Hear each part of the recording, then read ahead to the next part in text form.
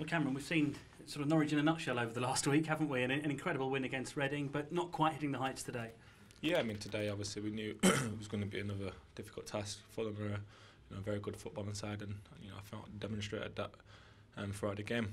Obviously the first half, there's pivotal moments what changed the game. I thought the early goal definitely helped them settle, and we played some good stuff. We just lacked in that final third, that bit of cutting edge and that bit of quality in the final end product. But obviously in the second half, once we got back in it, we looked like we was on the ascendancy, and the goal at the end is obviously it's a sucker punch. But I don't think we was as good as last week today, and obviously Fulham, they played really well and they deserve to win.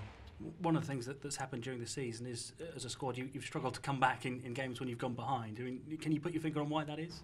Not really. I thought, like I said, it was in the ascendancy. I thought we was going to get back into the game. It's just not capitalising on the pressure we built up and the momentum, and obviously when they put 4 or 5 at the back, I thought we struggled to break it down. Fair credit to them, they had to defend, and with their backs to the walls, they did their job and they stood up. But we was lacking that little bit of that quality, in the final pass or the final cross or the final decision. Certainly that wasn't with us today. And we certainly saw Fulham take a long time over set pieces, goal kicks during the second half. Was that really frustrating for you, or do you have to accept that that's going to happen? It's part of the game. It's part of the game. We do exactly the same thing, being in their position. So it's football. Just get on with it. Nothing you can do. Yeah. From a personal point of view, okay, Norwich aren't going to go up this season, but the form you're in at the moment in terms of goals, it's a good run from you, isn't it? Yeah, I mean, obviously that's all you do as a striker. You go out there and you try and help the team as much as you can. The manager will give you instructions of how he wants you to play, and you try and execute that as much as possible. And obviously, as a striker, you want to score goals in every game. That's not always going to happen, but obviously, if you can chip in and help with goals, and obviously working hard and bringing people into play, and obviously doing what the manager's asking for you, then obviously you're doing your job. But obviously from a personal point of view, it's nice to score goals, but it's not nice when the team loses. So I would have took us getting something out of the game, not to have scored a goal, but it wasn't to be the case. There's been a lot of change here, a lot of talk about which direction the club is heading in for next season.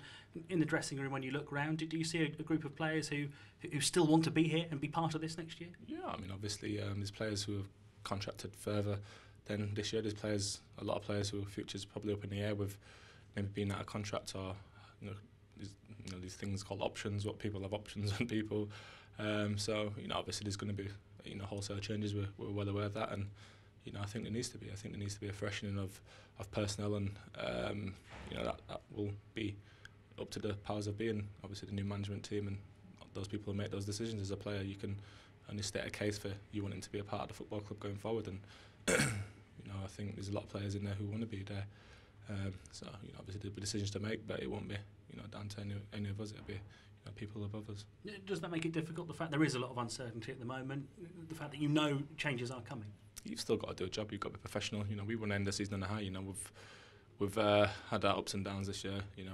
We're now mathematically impossible for us to make the playoffs, but we've still got 4 games to go, and we've still got fans who turn up in their numbers, home and away, supporting the team. So we've owed it to them, we owe it to ourselves to be professional and finish as high as we can, and end the season going into a break on a positive note. Yeah, and particularly the away supporters who have always followed you in good number. I think we've just spoken to Alan Irving there. There's a sense that they're probably owed a couple of good performances. Yeah, definitely. I think there's 1 or 2 away games left, so obviously we would like to end that well, and try and get something on the road for the lads who come and support us week in, week out away from home.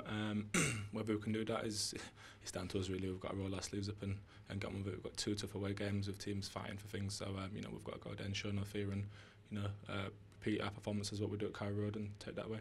Thanks, Cam. Cheers.